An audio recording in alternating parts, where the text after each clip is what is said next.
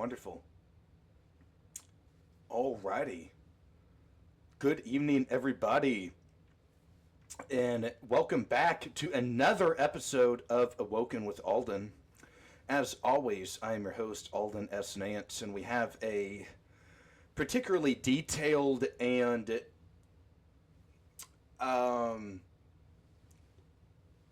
lengthy, worthy, oriented show for you tonight. Not typical words to begin a show. However, we are discussing a crucial piece of legislation that is currently up for debate in the United States Congress. The Save America Act. You may have heard of it by now. It's a bill that has been pushed by the Republicans for a couple of congressional cycles now. Currently, here's the state of play. The Republicans, they hold the White House, a Senate majority, 53 votes, even though there's always a couple senators or two that will flake off of what the majority is trying to accomplish, and a slim but actual House majority in the House of Representatives with Speaker Mike Johnson at the helm of the Republicans.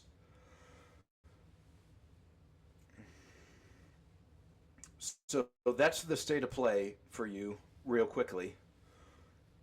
This bill is demanded, if not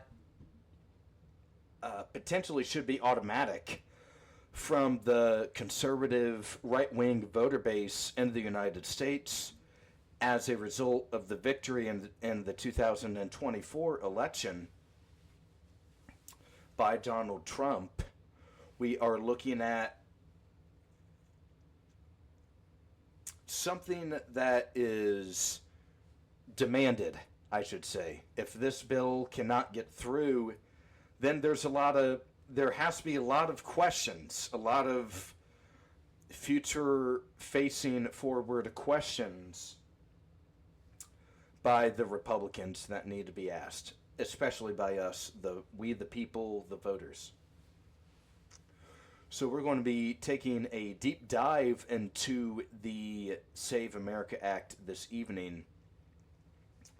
Additionally, we're going to, as a former congressional staffer myself, I can help you digest and analyze the text of this bill, what's parts of it that may or may not be cruddy or crappy, into what actually matters, right? You have to think of this as a legal sense. This is a document that could become public law. So there's a lot of legal details and nuances inserted into the text that I can help you break down properly, right? So we're going to be talking about the SAVE Act as a majority of the time this evening. However, we're also going to do a couple side topics as well. However, before we get into any side topics or the main topic for this evening's broadcast, I would love to remind you, if it's your first time on the live stream, to please subscribe to the channel, as now I'm doing 2 days a week, every Tuesday and Wednesday, do an anchor show just like I'm doing right now that conducts a deep dive into a geopolitical issue, a legislation in the United States Congress,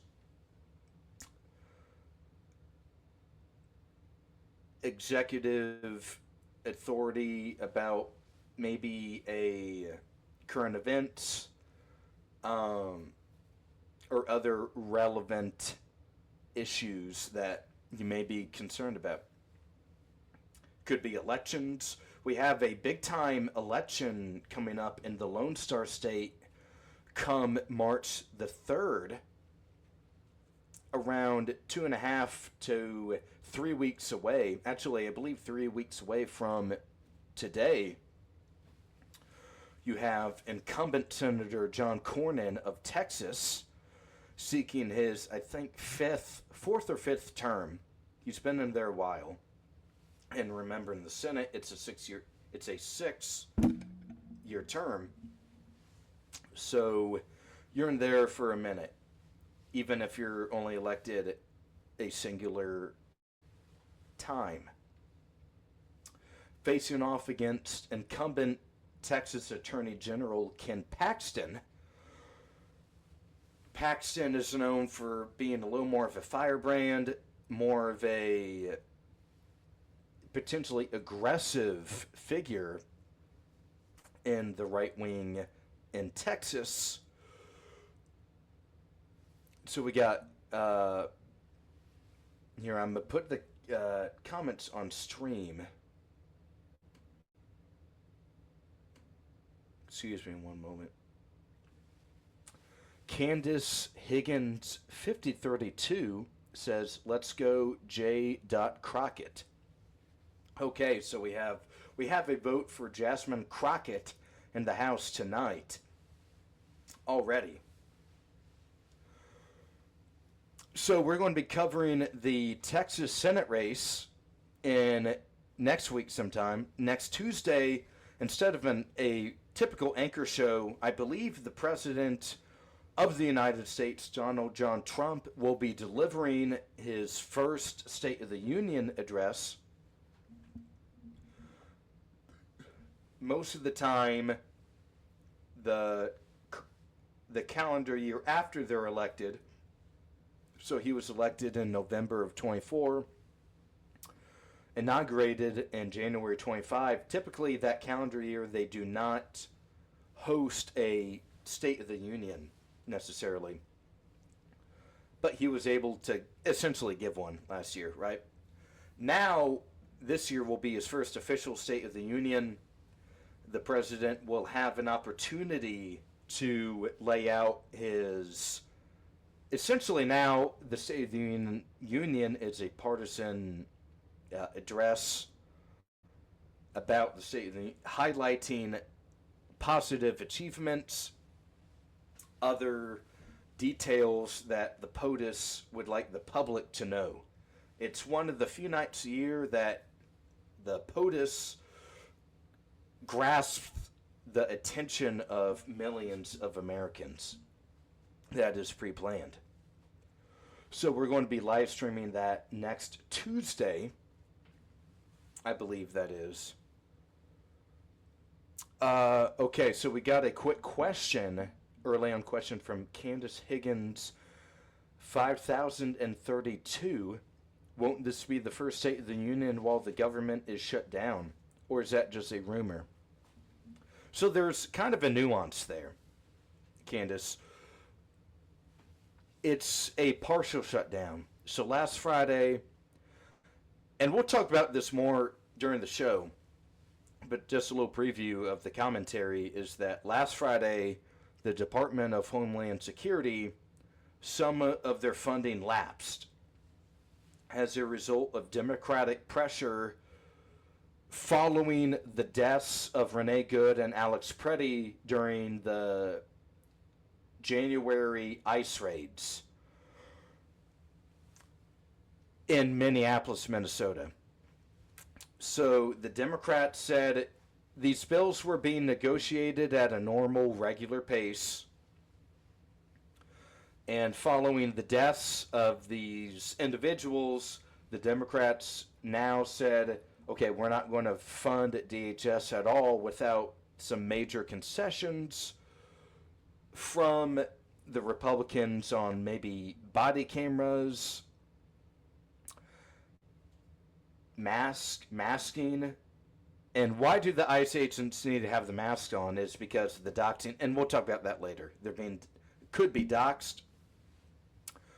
They want ICE agents to receive a judicial warrant before making an arrest, which is, it's all designed to slowly impede and delay the effectiveness of ICE to conduct mass deportations. So that's the main gist of that. We'll get more into that as the show proceeds tonight, when I really go into my monologue later. But that's a wonderful question to start for now. However, if it is your first time on the live stream, join Candace in the chat room. Please leave a question. Let me know how you think I'm performing of my commentary or analysis. Let me know if you agree with me or hate my guts. I'd love to know either way. Additionally, if you're listening to this at a later date, you can find me on Spotify, Rumble, Twitch, X, Instagram, and Facebook. Additionally, YouTube. We're on 7 different platforms. You can find me on any of those 7. I immediately after the live stream, I upload this onto Rumble and Spotify immediately. So you'll be able to find me before you wake up on Awoken Wednesday, which is tomorrow, our flagship show, big time anchor show of this channel, Awoken Wednesday. I've already announced tomorrow's topic. We're going to be talking about Secretary of State Rubio's and National Security Advisor, and about 10 other positions. His speech analysis overseas in Europe, speaking a lot about how Europe and the United States need to team up to preserve Western civilization, how we have accomplished a great deal as a civilization as well. So we're going to be doing a little deeper analysis of that tomorrow. So you'll want to come back at the same time tomorrow evening on Awoken Wednesday. Maybe you caught the live stream yesterday, the Presidential Monument Tour for President's Day. We stopped at the Ulysses S. Grant Memorial in front of the Capitol building. We also went to the Washington Monument, the Lincoln Memorial, the Franklin Delano Roosevelt Memorial across the on the river, and ended at the Thomas Jefferson Memorial as well. So we covered 5 presidents. We could have done more, but it's a very large city, lots of area to walk in. Some, as I mentioned on the stream yesterday, I believe 3 to 4 presidents are buried at Arlington National Cemetery in Arlington, Virginia. John F. Kennedy, along with his brother, who was assassinated just like his brother in 1968, I believe, in California, Los Angeles, California, at a hotel that has since been demolished. And we'll go into that a little bit later. I believe William Howard Taft is also buried at Arlington National Cemetery, maybe Woodrow Wilson as well, and maybe 1 or 2 more. So is a lot of presidential history in the District of Columbia. The White House is here, and presidents reside here during the work week. Sometimes they go home, sometimes they don't over the weekends. So hopefully you were able to catch that. Okay, so we got that out of the way. We got yesterday's stream. Wanted to get into the mini show, the pre-show. I'm not sure if you've been online a little bit today, but maybe you saw that the Ayatollah of Iran, pretty ballsy public statements today regarding discussions with the United States, other details about his feelings towards these talks that have begun the last couple of weeks. We know a couple Fridays ago, Steve Witkoff and the Iranian president met with other delegation type personnel from countries such as Egypt, Turkey, Pakistan, Oman, the country where these talks are happening, Saudi Arabia, Qatar, maybe one or two more, right? So we know there's a desire to have some peaceful agreement, right?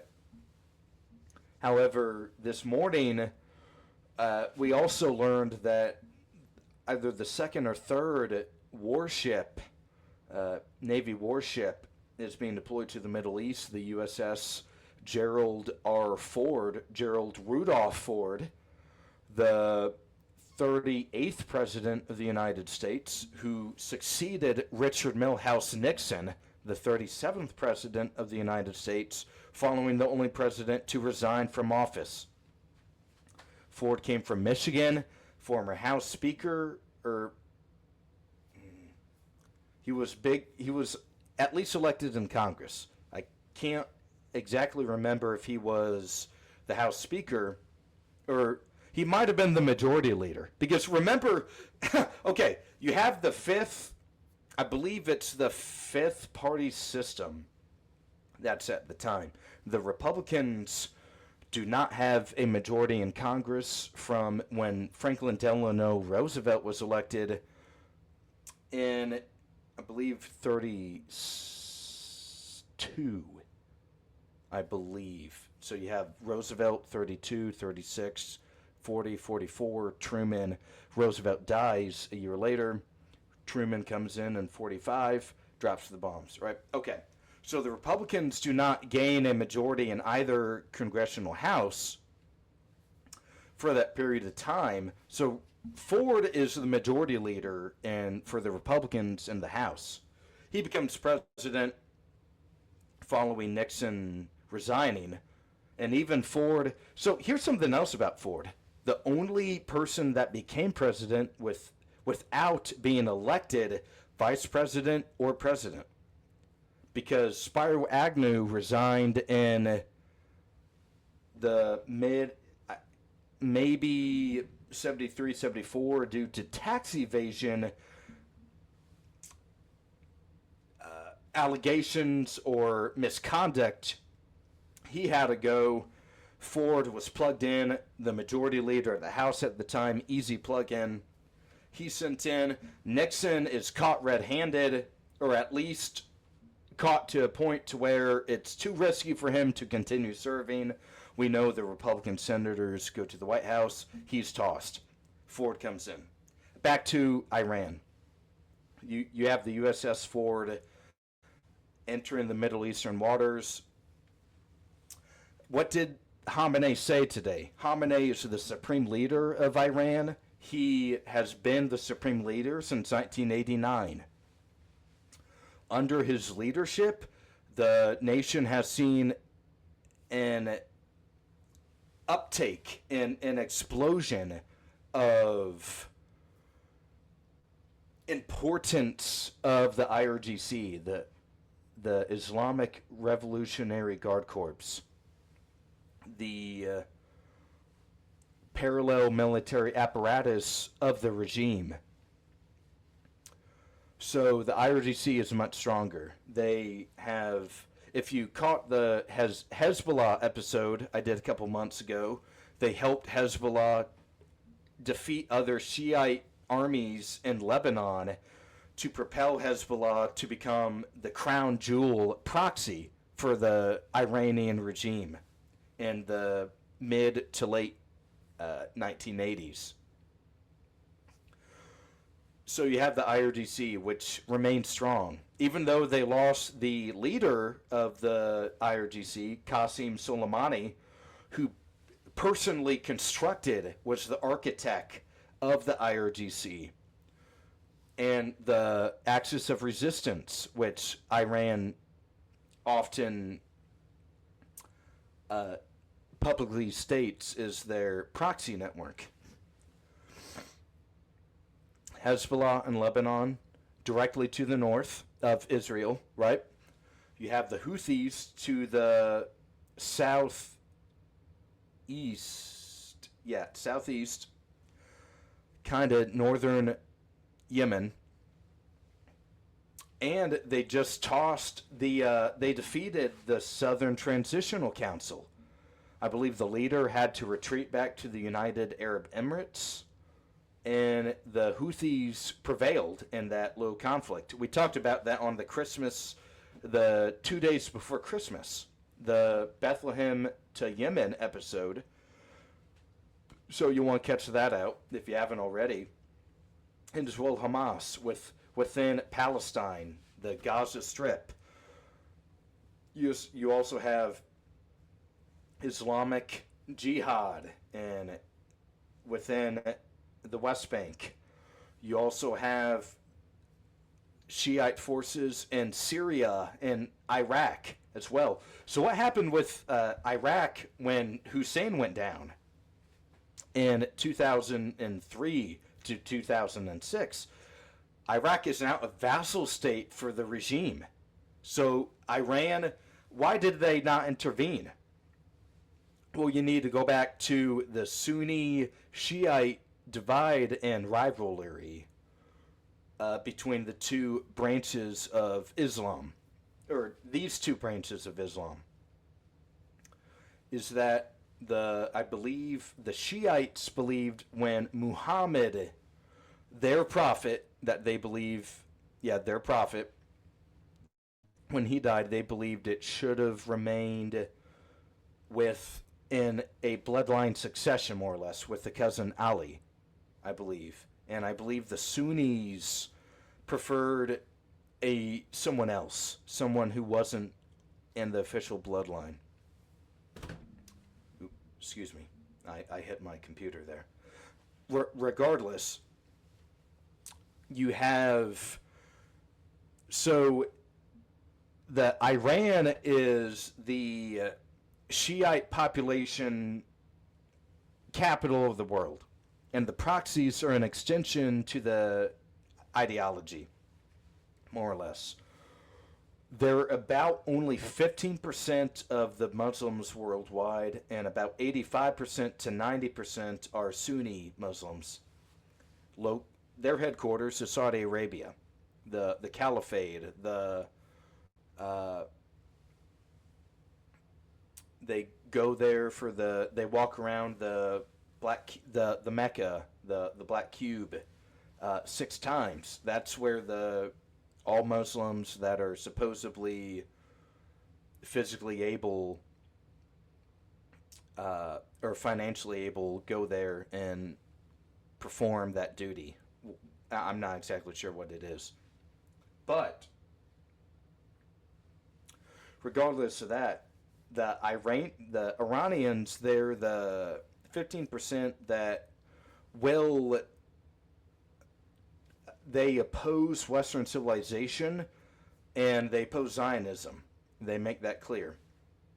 Right, we see the demonstrations where they burn the American flag and their government buildings, which is really a fake institution, if you know anything about everything goes with the supreme leader. But now let's go all the way back out, right? That's a little bit of history for you. The supreme leader is tweeting, well, they're trying to challenge our nuclear capabilities.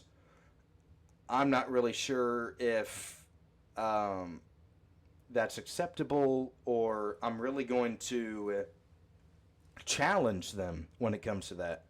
I believe the supreme leader had a specific tweet to where, I notice you're sending another vassal ship, a warship. Had to do something like, the only thing better than that is if it's sunk to the bottom of the ocean, or some kind of vocabulary up to that point. So we'll be taking a look at that a little bit later. But it looks like the conflict remains. The supreme leader is not, at least publicly, backing down, because he at least is confident enough the regime can survive for now. So we'll go more into that a little bit later. But however, I do want to hit the main topic for tonight. So want to move on from that. Just kind of take with that what you will. Fine, right? However, I do want to get into the Save America Act. We're going to be talking about this bill a lot. It's our main topic. There's really, it's consequential for the Republicans. I'll say this. Let's do a quick output to where we are right now. This is month 13 of the second Trump administration. Last January, he's inaugurated, sworn in, whatever. The Republicans need a win. I cannot stress this enough. They need some kind of legislative victory. Right now, it's been disappointing and absolutely unacceptable up to this point. So we are going to talk a little bit about that. And the bill, they just simply have to pass it. Let's just be honest. But before we get into why, the more monologue kind of thing, let's pull up tonight's presentation. So we're going to pull up the proper guy here. I believe this is the one I like.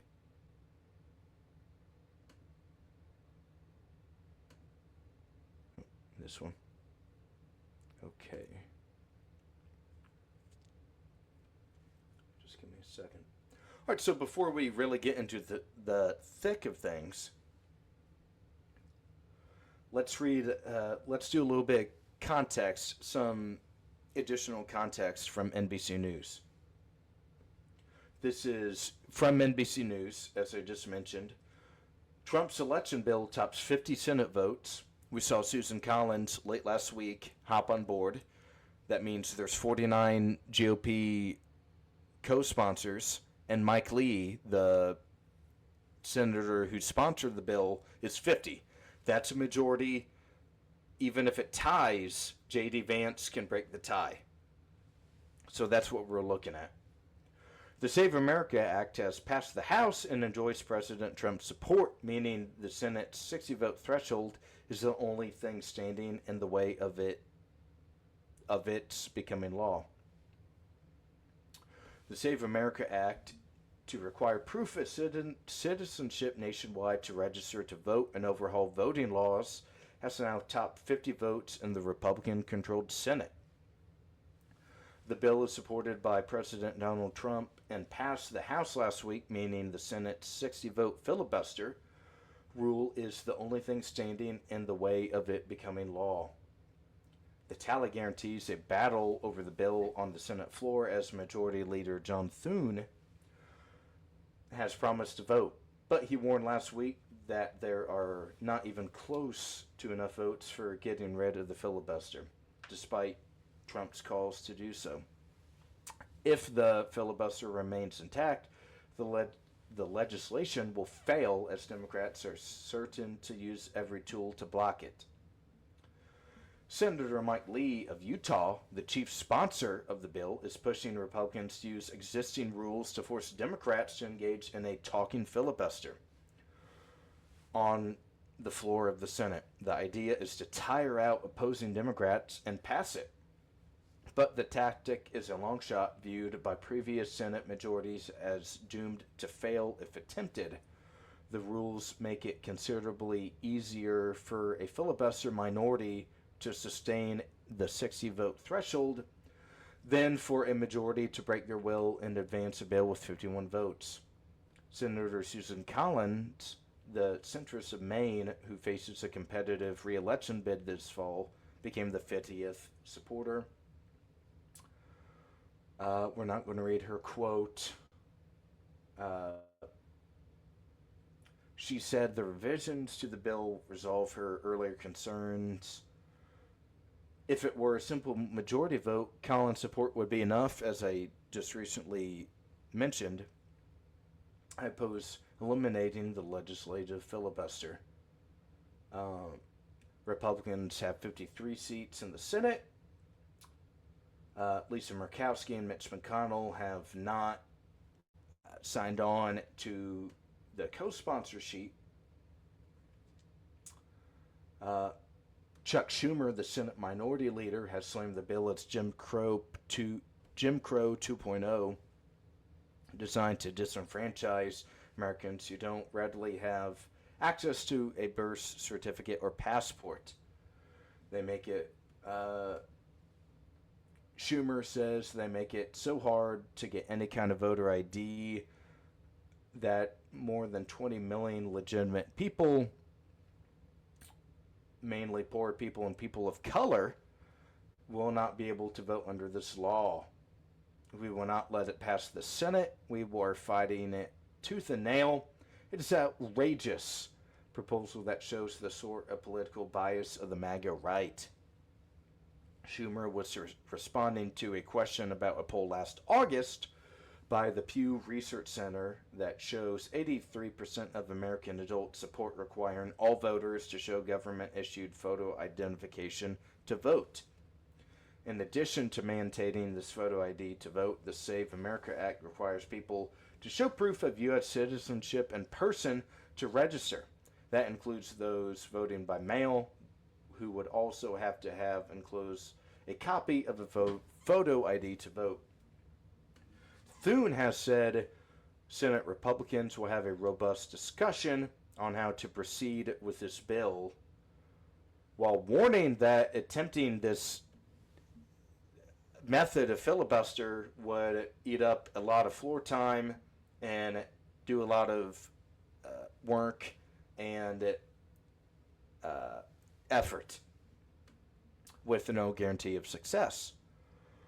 The president has pressed for passage of the bill, and Lee has framed it as an existential question for the U.S. This is high-stakes legislation, Lee wrote on Twitter. Pass it and we save the republic. Don't pass it and we roll the dice. Okay. So that's a little context for you for this piece of legislation. However, I do want to begin the slideshow for tonight. Okay, we have at Z Most Sports, Aulden, my boy, in all capulation, or all caps. What is a filibuster? Filibuster is the primary method the minority party in the United States Senate can engage in with hopes of derailing/stalling legislation from passing, typically sponsored by the majority party in the upper chamber of Congress. Alrighty. Let's lay the background and the state of the game. Last week, Senate bill, or using it as a House vehicle legislation, S.1383 1383 was sent to the Senate. Mike Lee has introduced the Senate version. This is only about federal elections, amending the national, like the Motor Voter Act of 1993. The most significant change that this legislation would implement is the mandation of proving that you are a U.S. citizen when you register to vote, and vote at least for that first time after.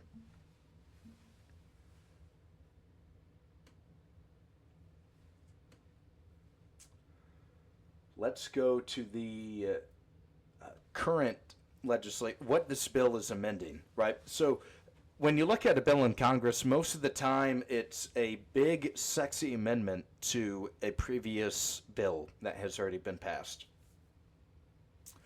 The current legislation states when you register to vote yourself, all you did is check a box under the threat of committing perjury that you were telling the truth about that you were a citizen.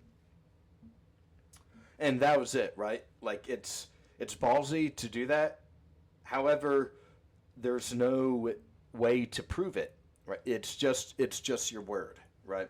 And if we've learned recently that whether it's the Epstein files or something else, that a lot of people will lie about stuff. So there is a dishonest tendency for the human nature, absolutely. And again, the states under Article 1, Section 4 and the U.S. Constitution, there is a constitutional basis for this legislation, right? Currently, states must accept the federal form, and we're going to be talking about a little history on why this is actually even up for debate and a question itself. So that's the prerequisite to the debate going on currently. Article 1, Section 4, as I just previously mentioned, the Congress, there is powers within the Constitution to regulate federal elections.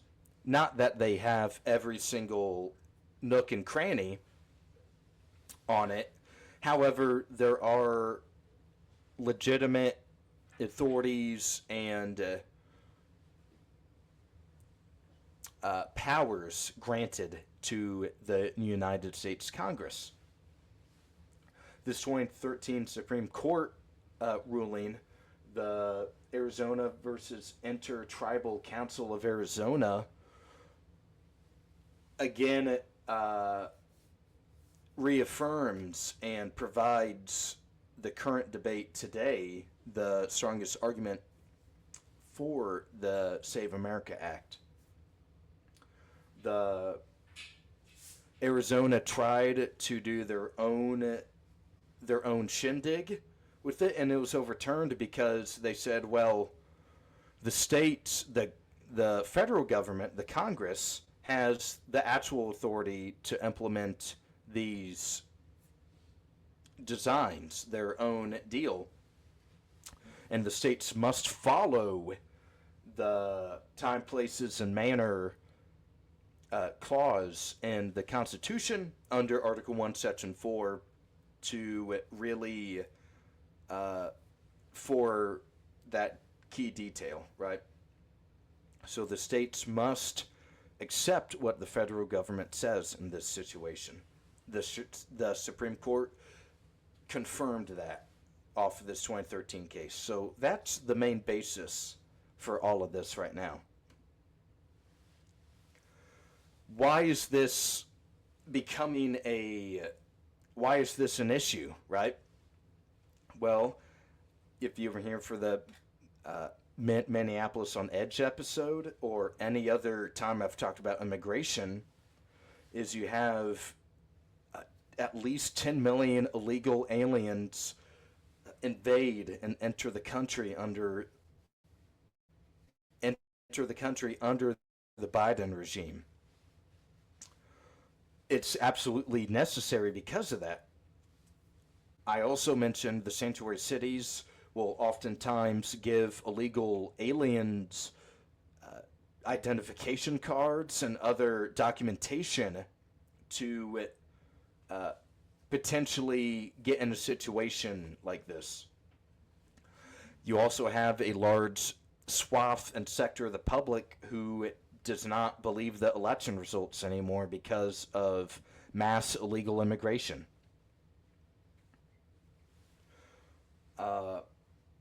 So it's more of a prevention argument, is that they're trying to say that you have these 10 million illegal aliens enter the country recently. There has to be some kind of check against that. Some of the big changes, what this bill would accomplish, achieve, fundamentally alter is there is the verification for citizenship enacted in this legislation, right? We're talking about the biggest thing is the photo ID, the driver's. You can kind of see in the image here, John A. Doe with an address that matches the voter roll, an age, date of birth, anything else that, okay, you're the actual person voting, and that's what the deal is going to be about. Additionally, it makes states produce a pathway to remove non-citizens from voter rolls, which would confirm it 100%. And also audits are mandated from this. Okay, have a comment from @Ronwin Nance. Good evening. Hello, Aulden. Hello, Ronwin. Thank you for joining the stream tonight. Thank you to everyone that has left a comment up to this point. I'll leave a comment myself. One moment here. But thank you all for joining the Awoken and joining me on this crucial Tuesday as I do a breakdown of the Save America Act.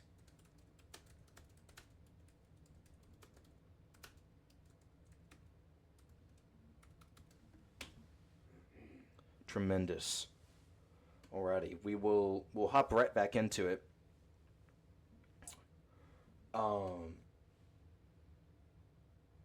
And some key details from the Arizona case is that states have to accept the federal registration form as Congress designs it.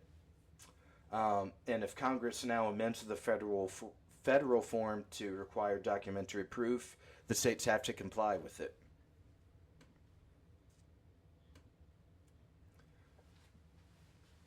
If you read the bill and you go through it line by line, Section 8J is the key part of it here. If you look at the nooks and crannies, this is where the meat on the bone is located, right? We are it requires the proof of citizenship for registering to vote, the photo ID, passport, birth certificate, other documentation. And it even provides, let's say you don't have it at the date you register, you can, almost like an absentee ballot a little bit, it seems like, on election day. I've worked the polls, a little pretext.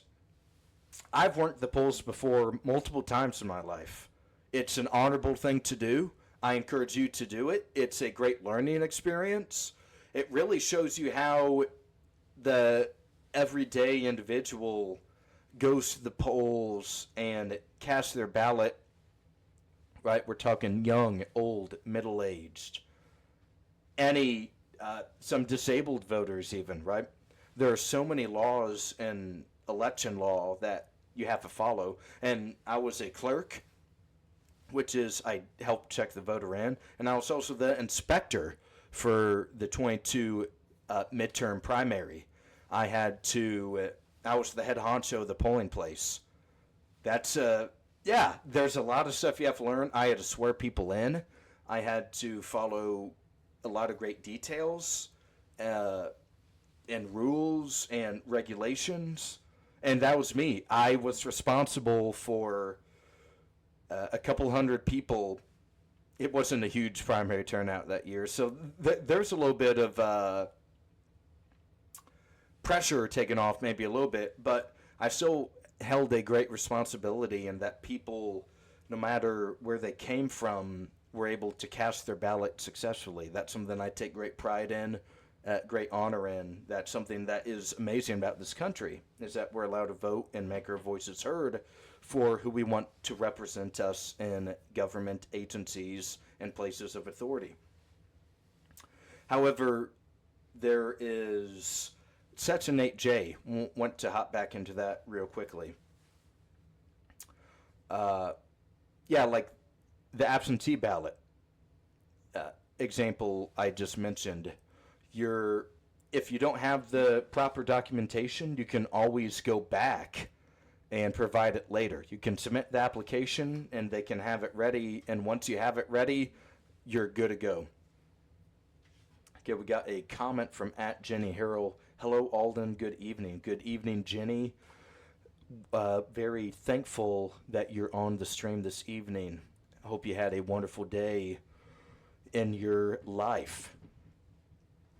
Additionally, this 8J, I'm going to share the screen in a little bit and we'll read the text ourselves together, which is really what I want you to understand with this, right? So there are ways for the state to understand it. The Section 8J gives them options as well. This does not create a federal database or a mandatory federal database. It gives the states multiple options on how they want to implement this new requirement. But as we talked before in Section 1.4, is that the Constitution gives legitimate powers to the federal government to implement this legislation and this requirement for the states to have to follow it. So, and additionally, this 24-hour, sorry, I got a cramp in my right foot right now. However, the 24-hour federal response makes federal agencies comply within a day of a state requesting information. So there's always something fast. As we know, elections sometimes, every state has different rules on when you can register. Some states have same day registration. Other states, 2 weeks. In Indiana, it's 28 days. So a month before, right? So there needs to be some kind, and this is something great that the bill does, is that if you have someone that's uncertain or questioning their status, they can quickly get a response. They can go in a couple days before, and this law mandates that the federal government needs to provide the proper answer within a day. So, a kudos for the bill with this, right? We are going to head to, now here's the proof requirements, right? A passport, your birth certificate.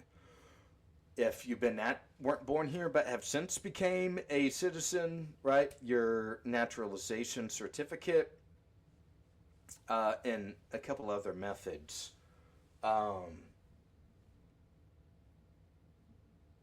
Right, so that's what you need to, and just one time when you're registering and the first time you vote, I believe. Because that's why Susan Collins, it took her a minute to maybe get on board with this, is that she was slightly concerned that, well, every time you go to vote, you need to prove that you're a citizen.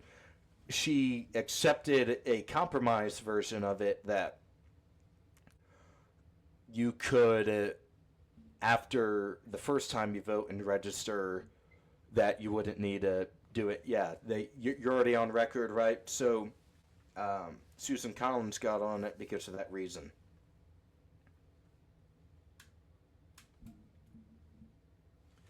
Want to expand a little more on the 24-hour response rule. It's that the states, if there's any questioning, they can quickly tap the FedGov to get this information as well. And any of the agencies I mentioned, like any of these federal agencies responding to verification requests, and it's really about administrative coordination, maybe not even public transparency all that much. And again, it's not a federal database, though. The states can choose among a couple of options.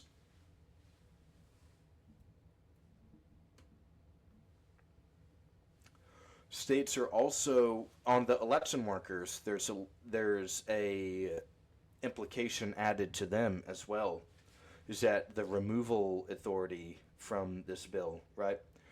If a non-citizen is found on the voting rolls, they need to be removed immediately. if there's not the proper documentation, they're also tossed off of the list.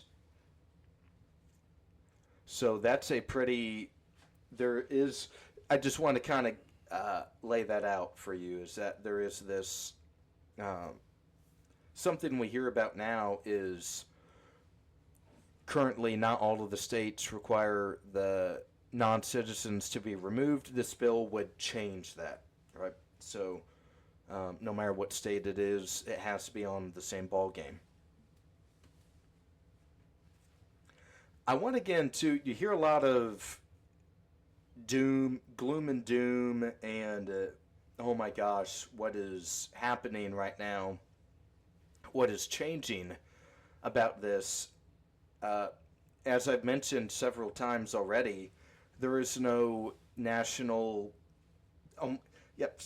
there's no Palantir database of all of the voter registration material.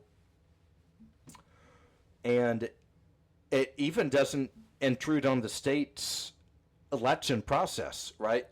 Even though it could become very inconvenient, you have the state only elections, let's say it's for governor or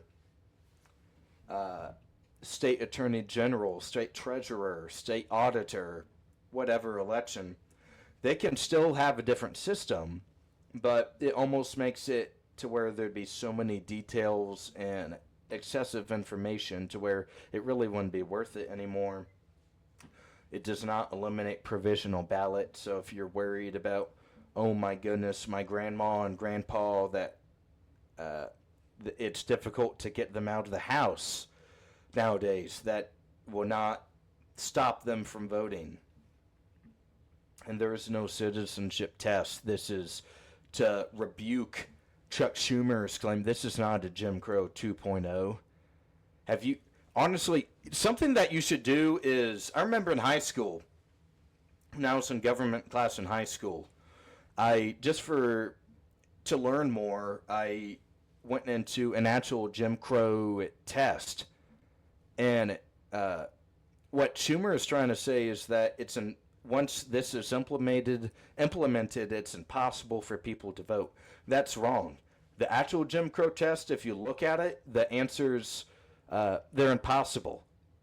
If it's multiple choice, all of the answers are wrong. Like, actually, go and look and read one of the actual Jim Crow tests. It's astonishing to really see what they were like. It's like, I believe an example question is like, what's 5 plus 5? And the answers are 9, 11, 15, and 100. Answers that aren't even accurate at all. So take that to Chuck Schumer. Make him know that he's wrong about this. This probably isn't the first time you've heard of this legislation, right? There were earlier versions that last in the 118th Congress.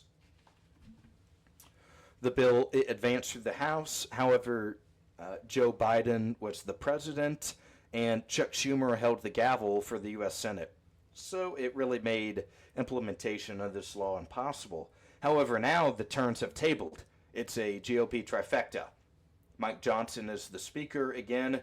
John Thune is the Senate Majority Leader with 53 votes. And Donald J. Trump is the President. So there were some issues that, even for example, Senator Susan Collins had her gripes with that forced a change in the bill. And they were able to make a couple of those switch-ups and get it to where you could have a majority of the GOP conference hop on the bill now. And something that I didn't mention with the provisional ballot analogy I mentioned a couple minutes ago is these affidavits that you would initially send is that, yeah, I am citizen, I have this document, I have all of this going for me so I can show it to you. Let's take a little bit into look on the House sponsor. A little more into this gentleman, I should say, not individual, gentleman. Chip Roy, one of the more impressive members of the Freedom Caucus and the GOP House conference itself. Been in the U.S. House since 19, as I mentioned, in the Freedom Caucus, has pushed for this before, one of his core pillars of his ideology and beliefs. I believe he's also running for Texas Attorney General, trying to succeed Ken Paxton here, so he's on the ballot soon in Texas. He is the lead House sponsor for this legislation, and is trying to frame the bill as, like, even though we have Article 1, Section 4 to back us up for it, let's make sure that these elections are secure and safe as well. Roy is, as I maybe mentioned, one of the more impressive members of Congress, for sure. I believe he has the quote that if you have 435 or 535, whether he was talking about the entire voting block of Congress or just the House, if you selected a bunch of names in the phone book, it might run better than the way the Congress is currently going. So a little background on the Texas Congressman. A little bit now about Senator Mike Lee. The Twitter name @BasedMikeLee on X he's had a weird combination of junior senator. Well, he entered as the junior senator. I believe Orrin Hatch was the senator from Utah prior.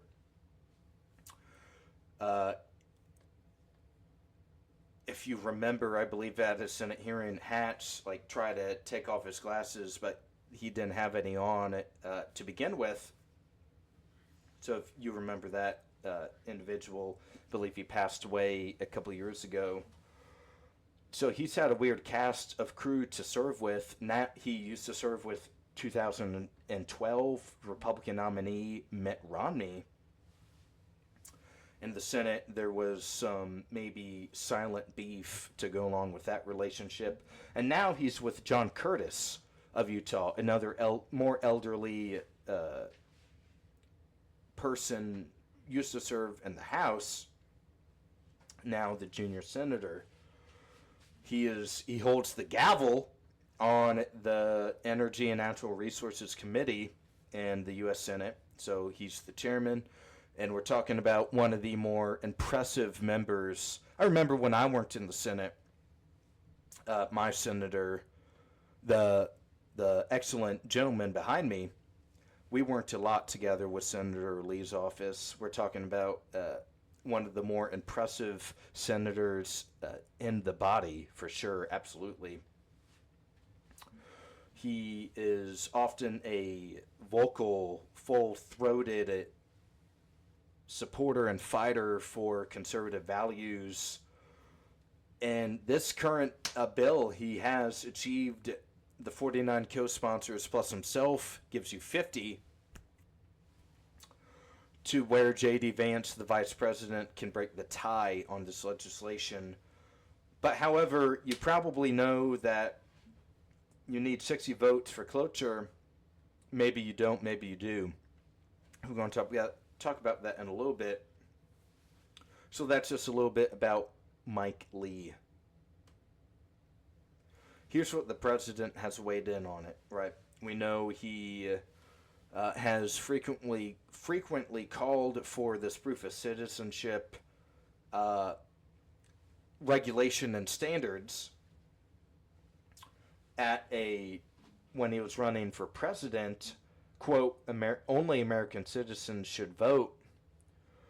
And if you want to save the country, it's so important for Congress to pass this legislation. And has really tried to show the urgency and significance and importance with this law being critical and urgent, right? So he is fully in support of it. He has signaled comments that he wants this not only to pass, but to maybe be a, let me think of the proper vocabulary, a significant win in landmark legislation for a second term, because he's, as I talked about at the very beginning, he needs a legislative victory. I will always give you the pro and the con, or not even pro and the con, what the people that support the bills say and the people that are against it, right? Here's what people that are associated with Mike Lee and company and Chip Roy and company are pushing, is that the federal elections through Article 1, Section 4 of the Constitution need these federal standards.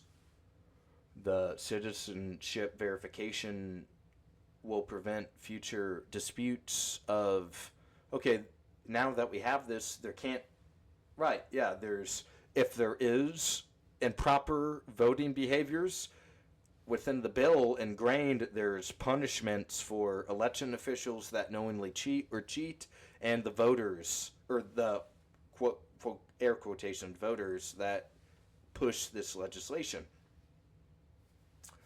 So they're arguing that, hey, there's a lot of people that are skeptical of our elections, that aren't believing in them, so this would help the political efficacy of those voters. And why is maintaining a high political efficacy of voters important?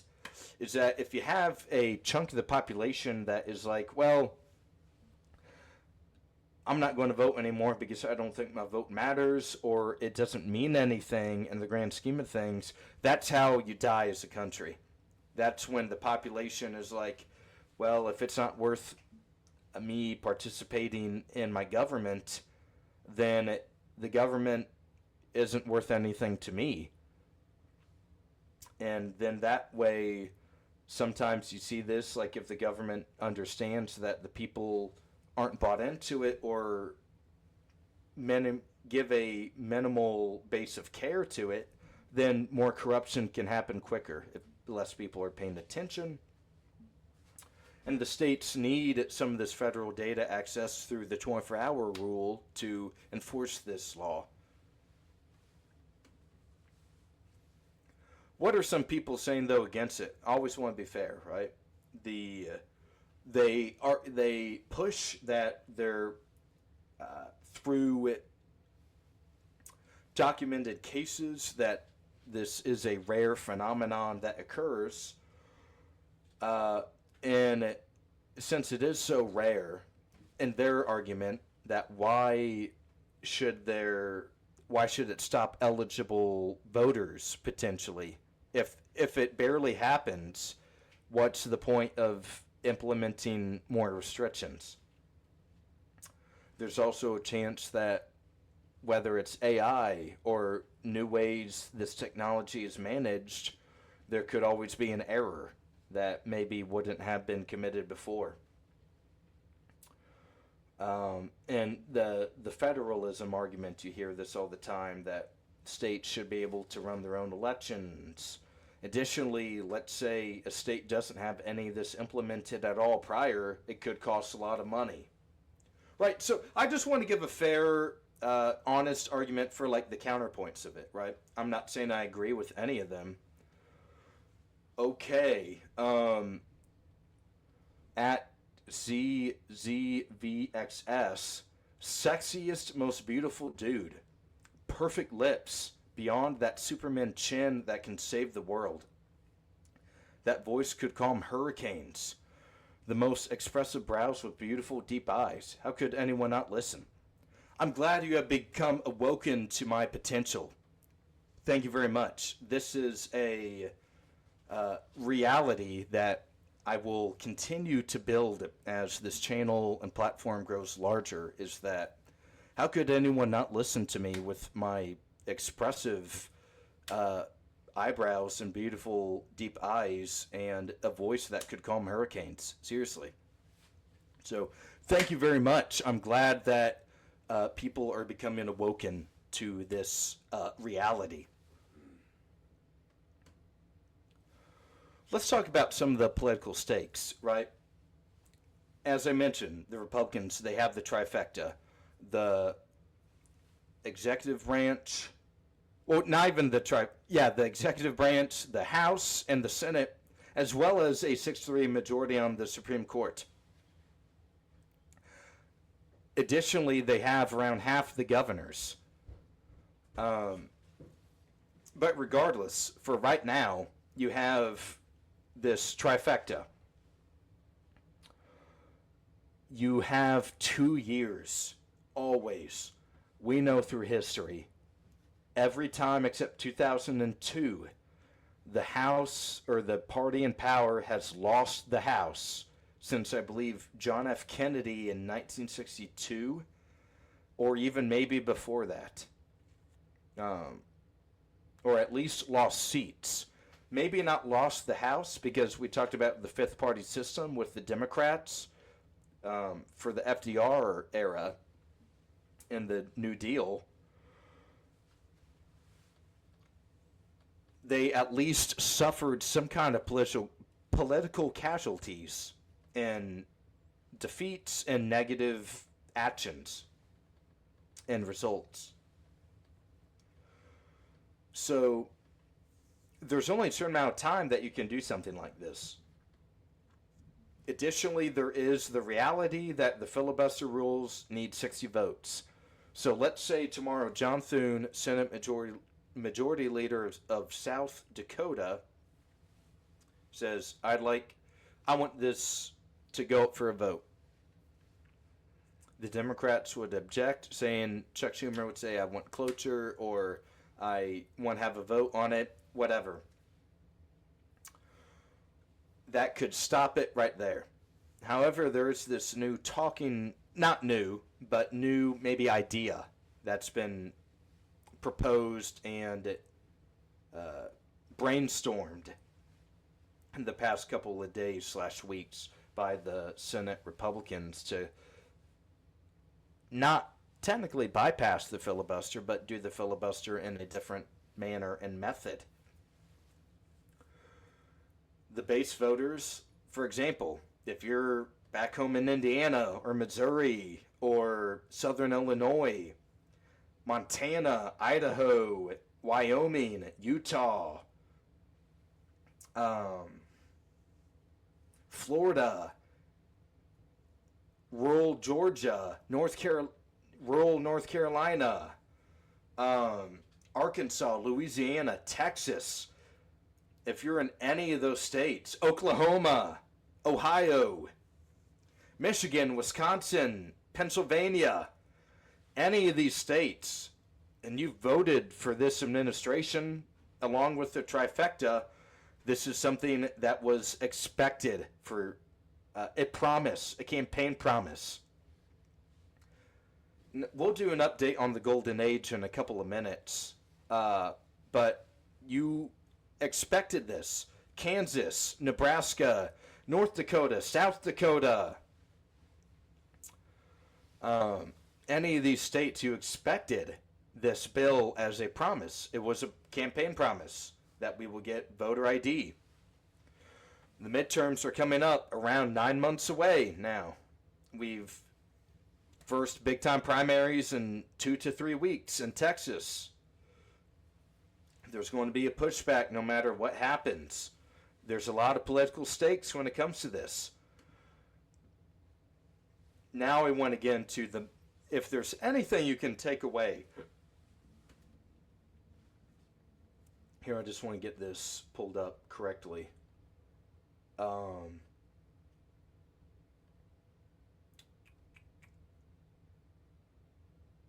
Okay, good. The Senate would remain. Here's where you get in the very deep details, the thick of things, the nooks and crannies,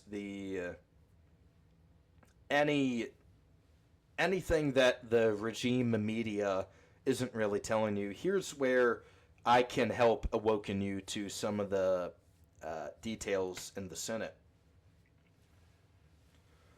So John Thune, if they try this, he'll say, I want to call a quorum. Right? You need X amount of senators to achieve that at any time. It would remain in the same legislative day. So let's say he tries to pull this at 4:30 a.m. tomorrow morning, or 3 a.m. at a oddball time.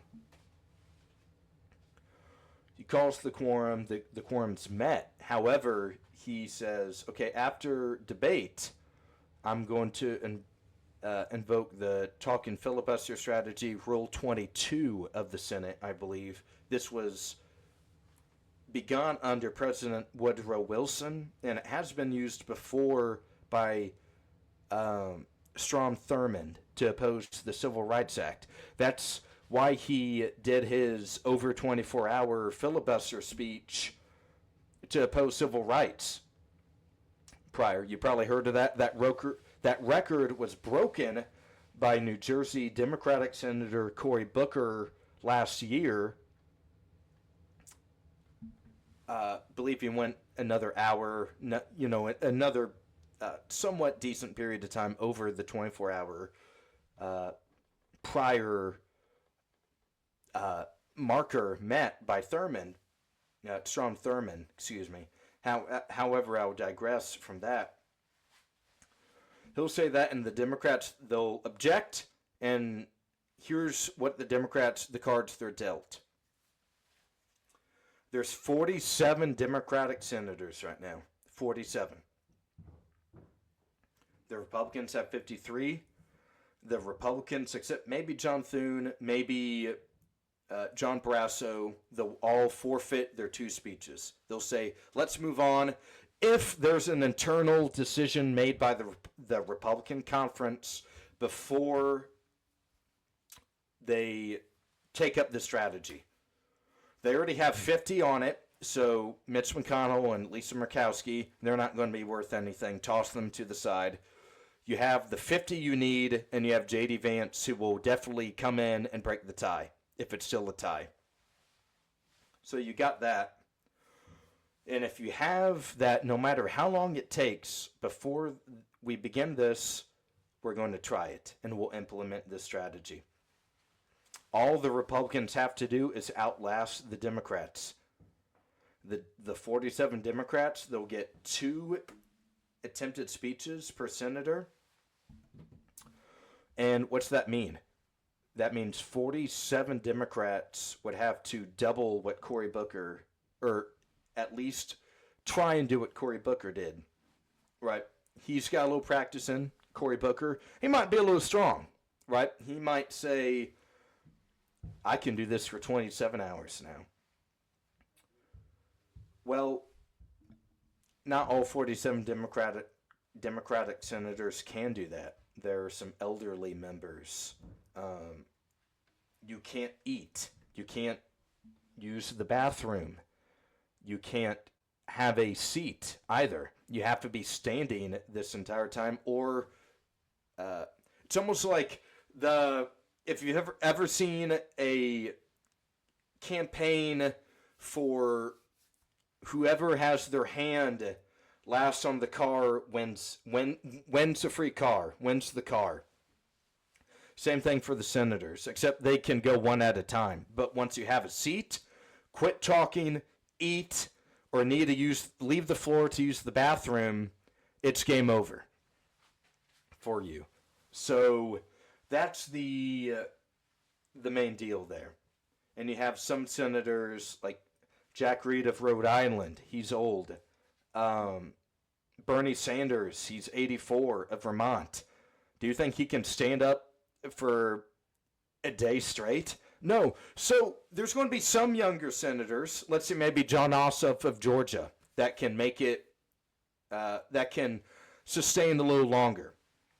But you're also going to have a Senator Bernie Sanders, a Senator Patty Murray of Washington State, Maria Cantwell of Washington State as well.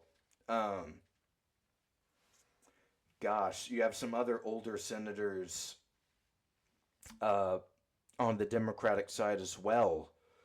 Like, let's think of a couple more while we're here.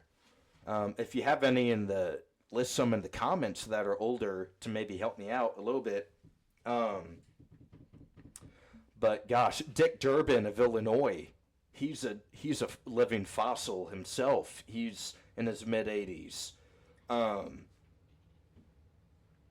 Goodness, you have some. You have a couple others, right? The Chuck Schumer. Do you think he can stand for 30 hours straight? Probably not, right? Yeah, the minority leader.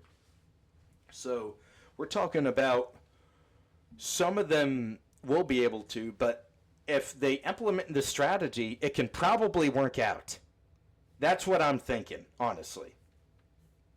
They must continuously hold the floor, and the majority can just toss amendments to the side.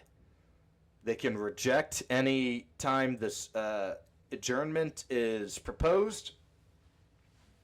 And once all 47 of those speeches, or I guess what, 47 times 2, 94 maybe then, once all of those have been exhausted, wait, hang on.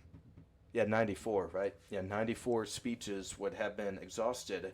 Then the Democrats lose. And it's February of 2026. The midterms, or even not the midterms, the 120th Congress is not sworn in until January 3rd of 2027. So you have 11 months realistically for this. Do it. Seriously, the Republicans need a legislative victory. It's not looking sexy for them right now. So if they wanted to, they can probably do this. So hopefully that helps your...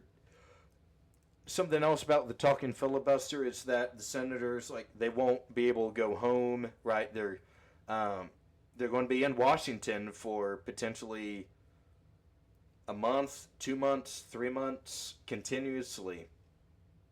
So we're looking at a... it would take a lot of effort, but how bad? What is the political will of the Republican Party, the Senate Republicans right now? We're going to find out. There's 53 of them. 50 of them are on board. So we're going to find out how tough they really are, how much they actually care about America.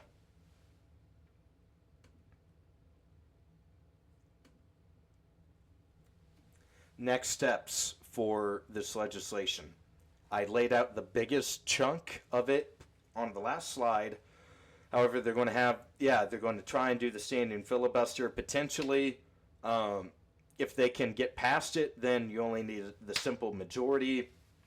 There's always amendments possible, but as I mentioned, they can be tossed. They may try and stop it in the courts. Who knows? That could just be a last second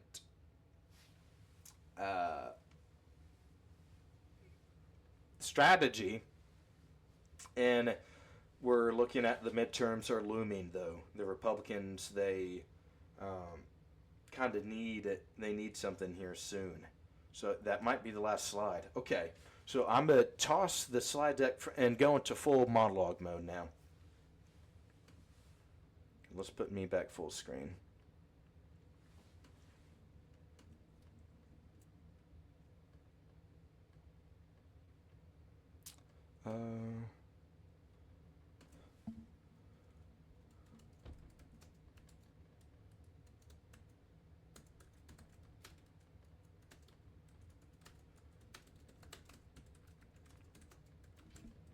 Leaving a comment for the Awoken that are listening to this important broadcast right now.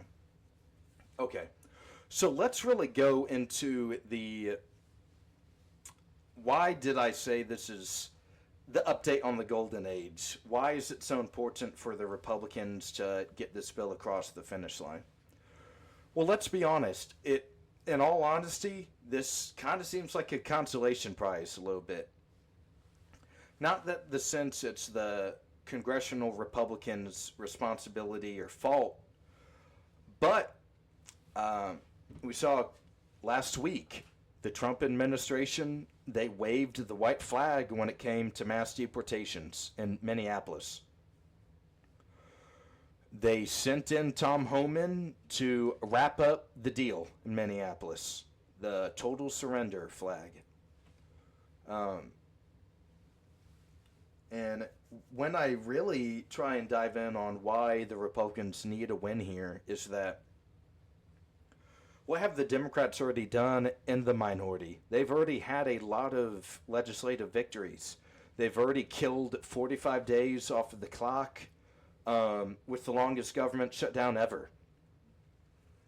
They've done this partial shutdown of DHS following the deaths of the individuals in Minneapolis. The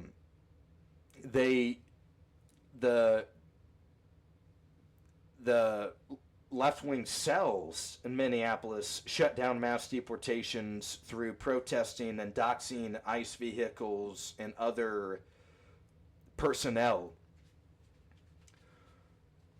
What I'm trying to say is that the left is already winning without even being in the majority at all. They've already thwarted major priorities that were campaign promises by the GOP. And the GOP, we haven't, when I say we, like as the right wing, we haven't won really this cycle yet either. Mass deportations, they're over. If the Minneapolis stuff told you at all, the Trump admin, they gave up on them. They're too concerned about the midterms. Mass deportations, they're done. They're not happening. Sorry. And even the numbers that were released from the Minneapolis raid were poor and sorry. So nothing particularly impressive there. Doge, how much money was actually saved? Not really anything. That was a total flop as well. The big beautiful bill. A wonderful comment by Andre Chang 771, and there doesn't even appear to be any landmark legislation from the American right and Trump 2.0. Absolutely. What did the big beautiful bill do? Tax cuts for the major corporations. How does that help you or I? If you're watching this tonight, that doesn't help you, really. That helps the donors that put the Republicans into power. So you have that. Mass deportations failed. Doge was a flop. And anything else is not working to the extent that they want it to. And they want us to vote for it again in the midterms. Well, here's my big ultimatum when it comes to this bill in particular. If they cannot find the political will to implement this into law, then we should never vote for the Republicans again, or at least for a period of time. Let's be honest. What are they worth? If they're caving while in the majority, imagine what... This is just a preview. The Democrats are in the minority, thwarting all this stuff already. Imagine when Hakeem Jeffries has the gavel in the House. Impeachments, Trump is being impeached. Stephen Miller, he's being impeached. Kristi Noem, she's going to be impeached. Pete Hegseth, he'll be impeached. They'll probably impeach RFK. There's going to be so many distractions with impeachment and investigations and the importance to talk to lawyers during the 120th Congress. It's going to be a wash. There's going to be nothing big implemented or changed at all by this administration. Even if they keep the Senate majority, which, if you look at the map, they're probably going to lose 2 to 3 seats, if not the majority. Susan Collins, she has to win a re-election. At under Chang 771, and the One Big Beautiful Bill didn't even do any massive tax cuts It it really served to continue pre-existing tax cuts that were made during the first Trump administration. Absolutely. It was just an extension to the 2018, 2017 Tax Cuts and Jobs Act. So nothing even particularly impressive for the Republicans. So if the Republicans cannot get this SAVE Act done, why, when they say we won in 24, remember, I'm not sure if you remember where you were on election night, but I sure did. I was with one of my coworkers and a couple other buddies at various election night events. It was such a rewarding feeling, and now seeing how this admin has played out has been a huge disappointment. So we need, as the right, we need to push an ultimatum on the Republicans. If you cannot get this done, we're done. Sorry. Good luck. Ask the people that benefited from the tax cuts to support you in 26. Ask all of the special interests and the deep state and the bureaucracy to support you, because we, the people, we're done with this. Sorry. It's just not going to work anymore. So that's kind of my main thing. They need to have the political will that some of these left-wing protesters and agitators have in Minneapolis. Be willing to stay in the Senate for a couple months if you need to. Show us you have the might. You're showing us a lot of weakness recently. That's the biggest thing with this, is that you're willing to surrender on a lot of these big campaign promises. Like mass deportations, it's over. Barely anyone has been removed from the country that doesn't have a legal right to be here. And we have the law on our side when it comes to that. And when it comes to the legal standing, we are correct on that. They are not. That's a sovereignty issue. That is our right as Americans to have this. To where there is a process for entering the nation. There are all of these other statutes. It matters. The fact that 10 million people can enter the country in the last 4 to 5 years, and they get to stay here for eternity, how does that make a lick of sense at all? And the Republicans are like, ooh, the midterms are coming up. We're afraid of the press saying the kids are in cages again, that mass deportations are a media disaster. Well, that's just too bad. Sorry. That's what you were elected on. You won the popular vote. You won all seven of the swing states.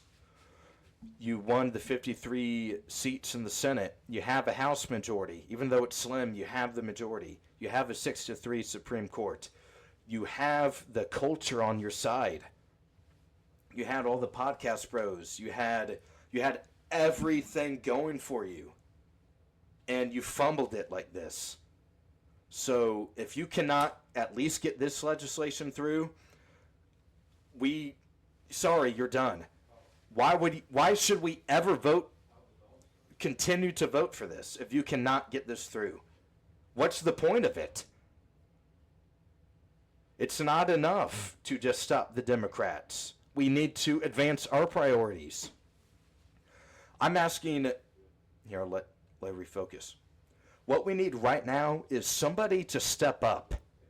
Think of it like a basketball game.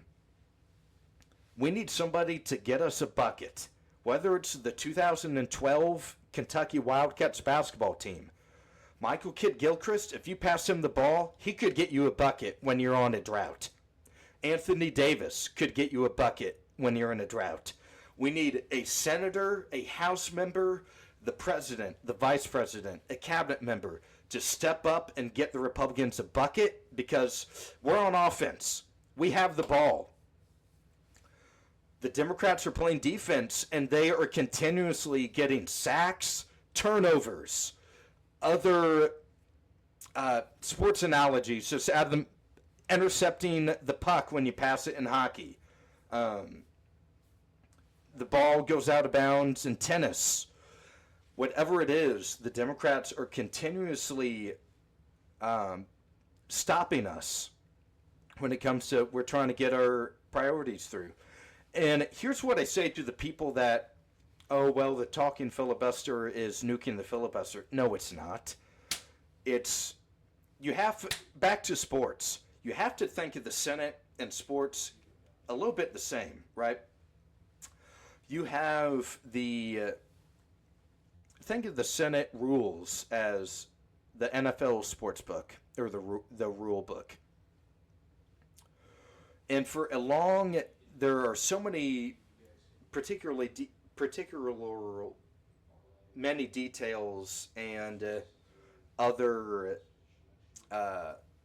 subsections, bylaws, definitions, formations. Think of it like we're running a play in football.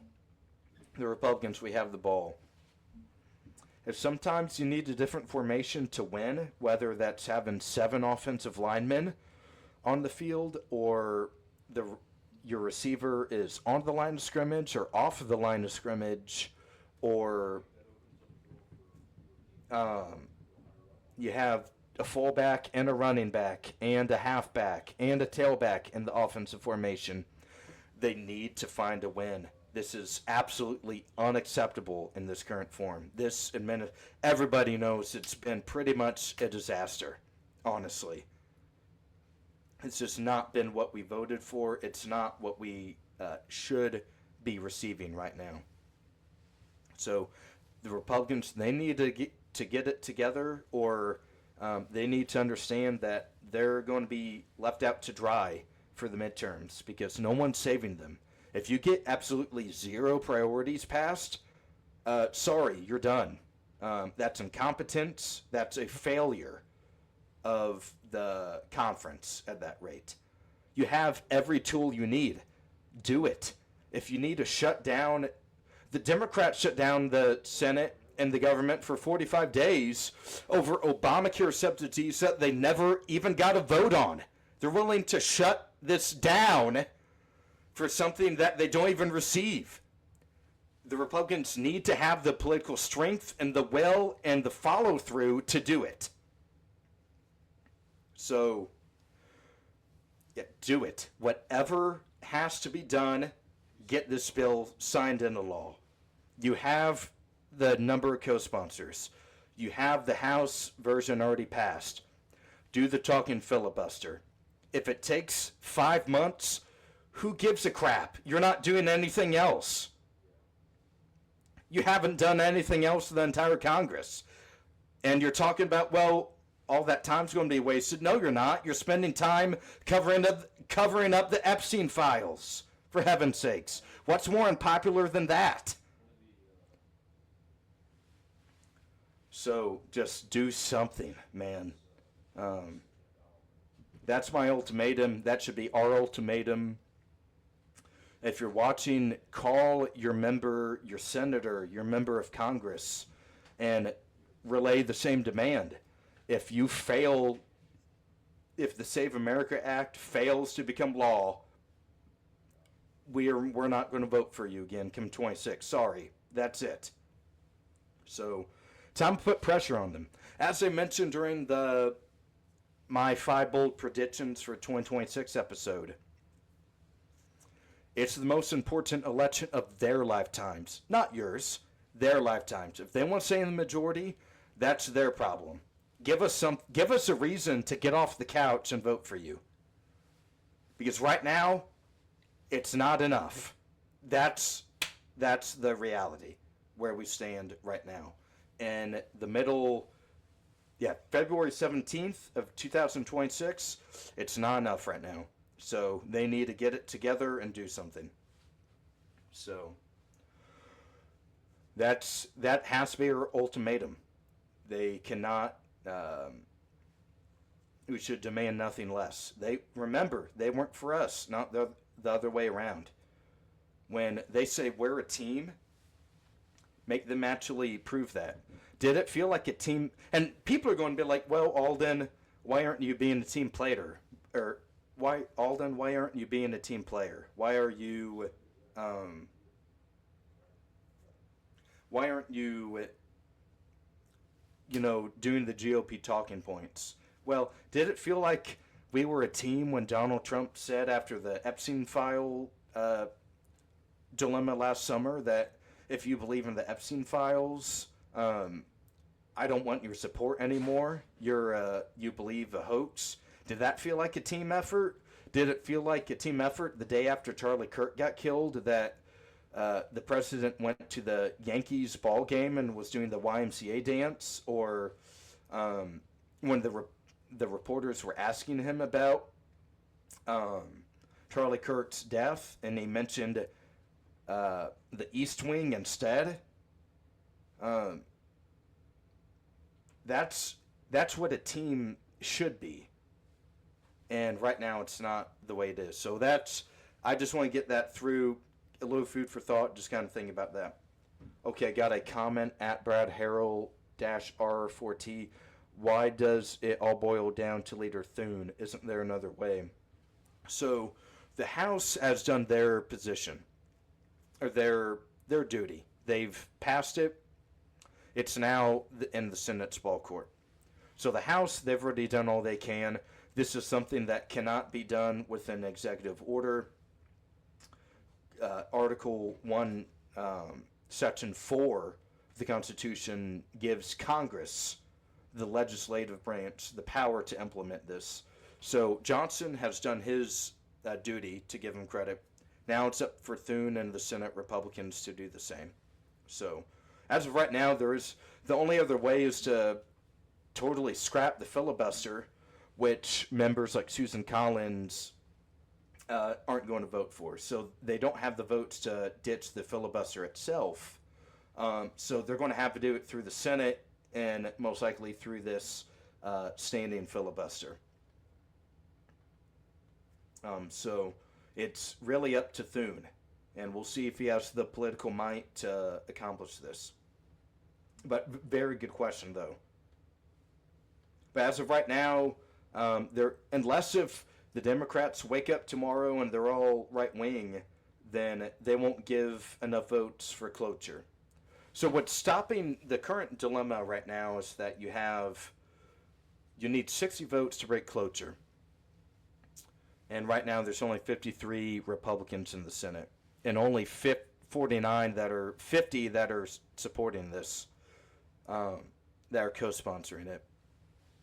So you would need another 10 to break cloture, and they don't have the numbers right now. So it's a very good question. That's just Senate procedure, the method of the Senate, right? Let's see if we got any questions texted in. So right now, okay, cool. But yeah, these are all great questions, though. Absolutely, everybody. So, yeah, I know the stream went a little long. Happy to stay on a couple more minutes if anyone else has any comments or questions. But, yeah, that's the state of the deal with the SAVE Act, the Save America Act. They have to find a way to get it done. That's the ultimatum. We have to, because if they can't get this done, what have they done for us? Really, just think about it. No mass deportations, no voter ID.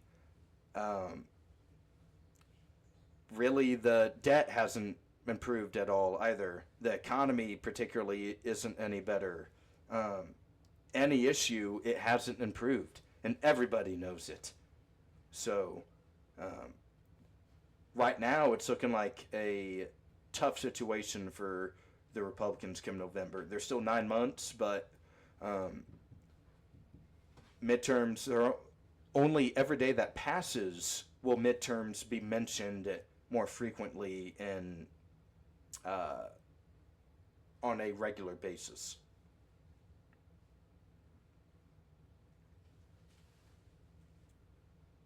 So yeah, that's kind of my spiel for the evening. Um, so yeah, I'm thankful that you tuned in tonight.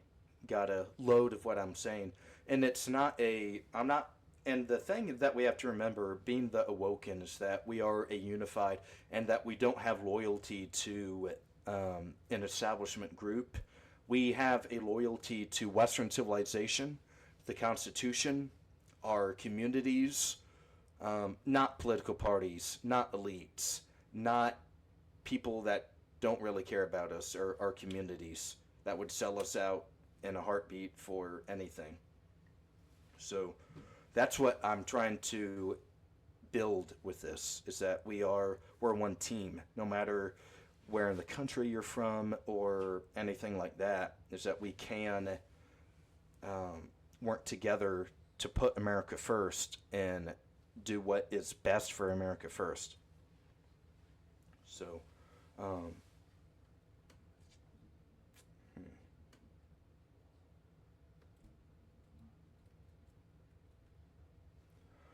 so yeah, if anyone else doesn't have any questions, kind of start doing a little sign off.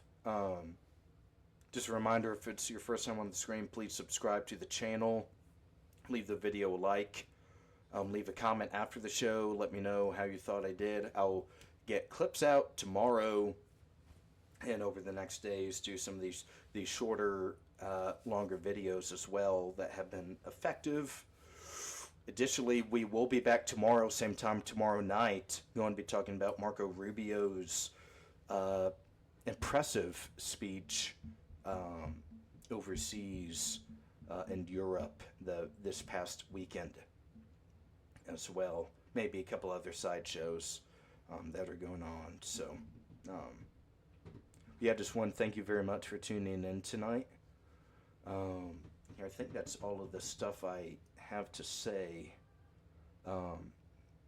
But you have been awoken with Aulden. All right, much love, everybody. We'll see you tomorrow night at the same time at 8:15, and we'll continue the conversation from there. Oh, one last thing. I believe her name is Rachel Bovard. Here she works. She has a lot of great articles on it. Yeah, Rachel Bovard. You can find her on X at Rachel, normal spelling, Bovard. She has an article in the Federalist she released, I believe, this morning or late last night, within the last day or two, that explains the main debate going on right now. So you should definitely check that article out. She's a wizard when it comes to Senate procedure. But I'll just leave that for now. You have been awoken with Aulden. Much love, everybody. We will see you tomorrow night at 8:15. Thank you for tuning in.